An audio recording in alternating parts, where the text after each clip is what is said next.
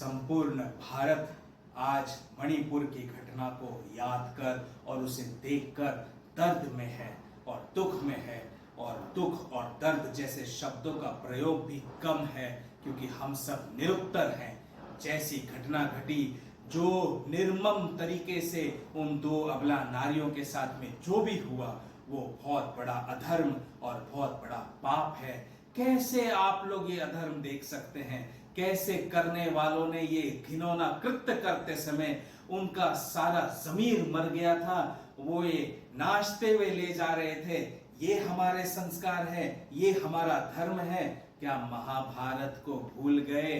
क्या गीता के उपदेशों को भूल गए? क्या भगवान श्री कृष्ण ने कुरुक्षेत्र के मैदान में अर्जुन को जो उपदेश दिया था, जो सारे संसार को उपदेश दिया, क्या उन सारे उपदेशों को भूल गए? धर्म को भूल गए हम, अधर्म का साथ देंगे और अधर्म करेंगे और अधर्म होते हुए देखेंगे। युद्ध तो सदियों से होता आया है, दो गुटों के बीच में होता है, दो परिवारों के बीच में होता है, दो राज्यों के बीच में, दो देशों के बीच में होता है। लेकिन युद्ध का मतलब ये नहीं कि हम इस निरपराध लोगों को इस तरह से सजा दें और इतने निचले स्तर तक हमारे जमीर को गिरा दें और ऐसे निर्मम कांड हम करें जो हर एक के दर्द का कारण बने। भगवान श्री कृष्ण को याद करो, महाभारत युद्ध को याद करो। क्यों हुआ था महाभारत युद्ध?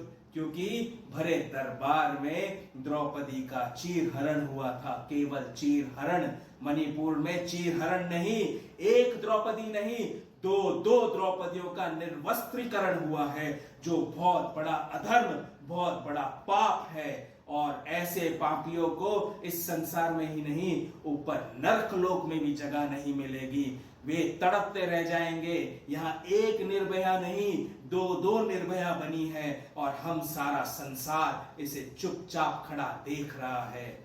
संसार तो इसे जो सजा देनी है देगा, लेकिन प्रकृति इन्हें नहीं छोड़ेगी, इन्हें नहीं बख्शेगी, क्योंकि भगवान श्री कृष्ण का उपदेश तो हर एक के लिए एक ही था। भरे दरबार में जब द्रौपदी का चीरहरण हुआ, तो वहां चीरहरण करने वाले दुर्योधन और दुशासन, उनका महाभारत युद्ध में क्या हर्ष हुआ, क्या दर्दनाक मृत्यु हुई, ये सारे संसार को विदित है।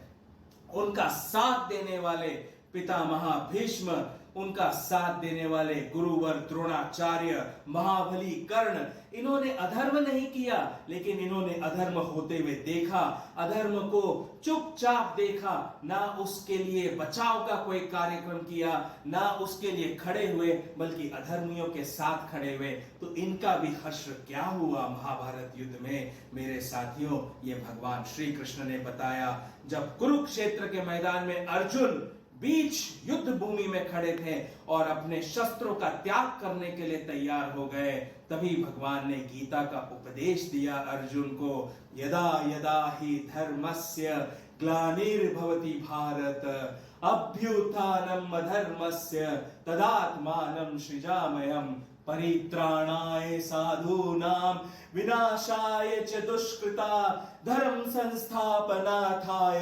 संभवामि युगे युगे। हे अर्जुन, जब जब धर्म की हानि होती है, तब तब मैं आता हूं। जब जब पाप बढ़ता है, तब तब मैं आता हूं। और तुम्हें युद्ध करना है, क्योंकि धर्म हमें कोई जाति मजहब नहीं सिखाता। धर्म कहता है कि हमारा धर्म है, हमारा कर्तव्य, उन कर्तव्यों का सही तरीके से पालन करना ही धर्म है। धर्म कोई जाति मजहब नहीं है। और इस धर्म के लिए, धर्म युद्ध के लिए हर एक को खड़ा होना है, धर्म को साथ देना है और अधर्म को होते हुए नहीं देखना है। इसी तरह से मेरे भारतवासियों, इन चीजों को समझो, अपने ग्रंथों को देखो, अपने उपदेशों को देखो।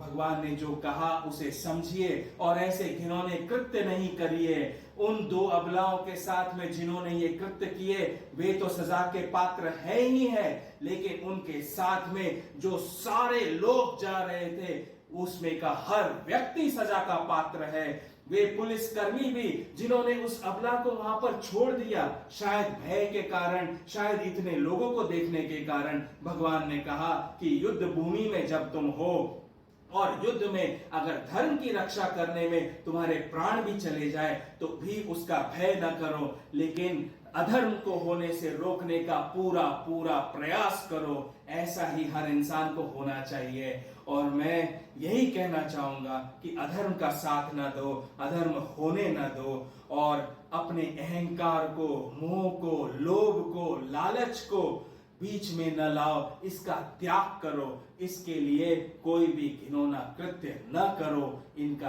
त्याग करो। और जो नहीं करते उन्हें सजा तो मिलनी ही मिलनी है, अवश्य मिलनी है।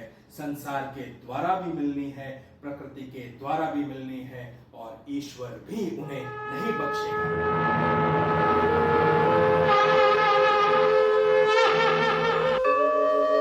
यदा यदा हि धर्मस्य